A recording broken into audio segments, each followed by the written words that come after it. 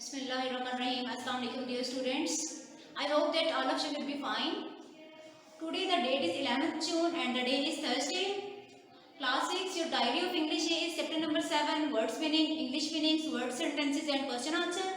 Your diary of social studies is chapter number 9 and long question number 3, MCQs and column. And your diary of maths is chapter number 7, review 7, question number 8 and 9. Dear students, your first diary of English is chapter number 7, its words meaning.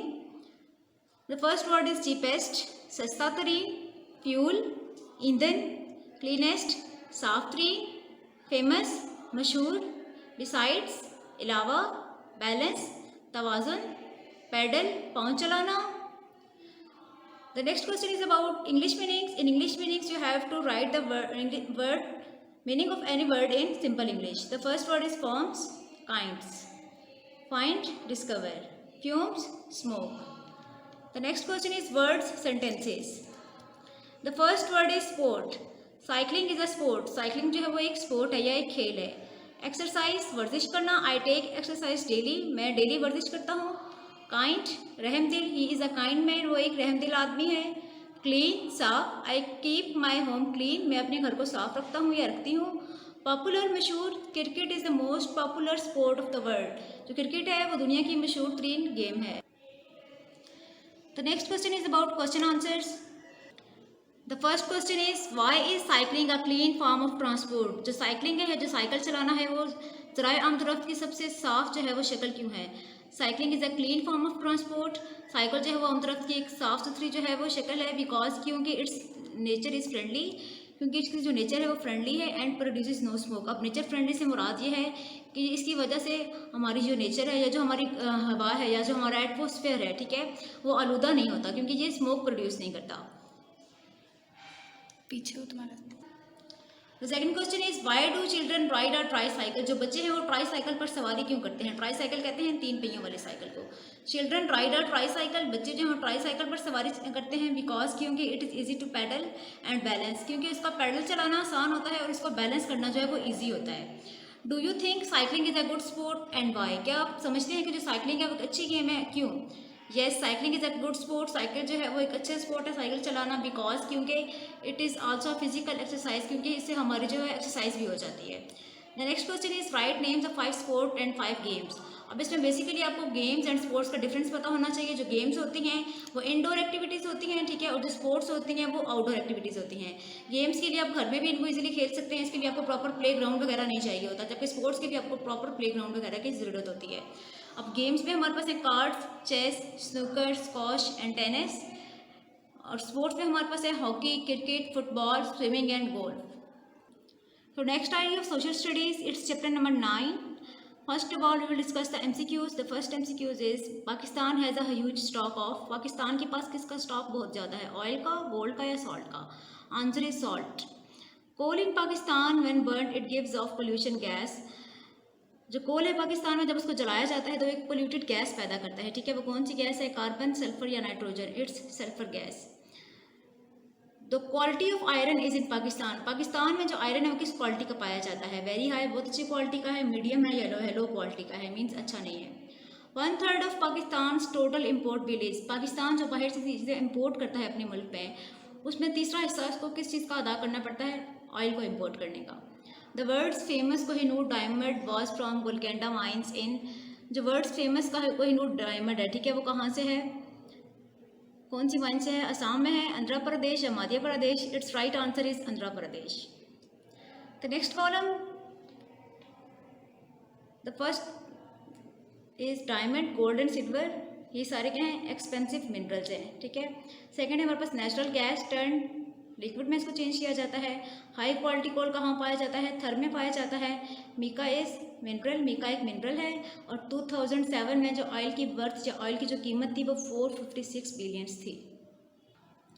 The next question is find more about the gem stones. अब आपने कुछ GeM stones के names के बारे में देखना है, उनके कलर्स, वैल्यू और उनकी क्वालिटी बतानी है, ठीक है. फर्स्ट है हमारे पास एमराल्ड. ये डार्क ग्रीन कलर का होता है और इसकी जो वैल्यू है, जो जिसकी प्राइस है वो $500 to 600 है और इसकी क्वालिटी क्या है, 1 carat. The second one is rubies. Its colour is vibrant red. Its value is $100 to 200 and its quality is 0.65 carat. The next one is tourmaline. Its color is pink, red, blue, and it can be multicolored. Its price is $75 and quality is natural. Your last study is maths review exercise 7. Question number 8 है आपका. Fatima bought a doll. Fatima ने एक गुड़िया खरीदी for ₹440 ₹440 में. After getting a discount, एक discount हासिल करने के बाद ऑफ 20%, यानी 20% डिस्काउंट के बाद उसने ₹440 में एक गुड़िया खरीदी. Find the mark price of the doll. तो हमने इसकी मार्क प्राइस को कॉस्ट प्राइस भी कहा जाता है, वो हमने मालूम करनी है. According to statement purchase price of a doll कितनी थी? 440 यानी ₹440.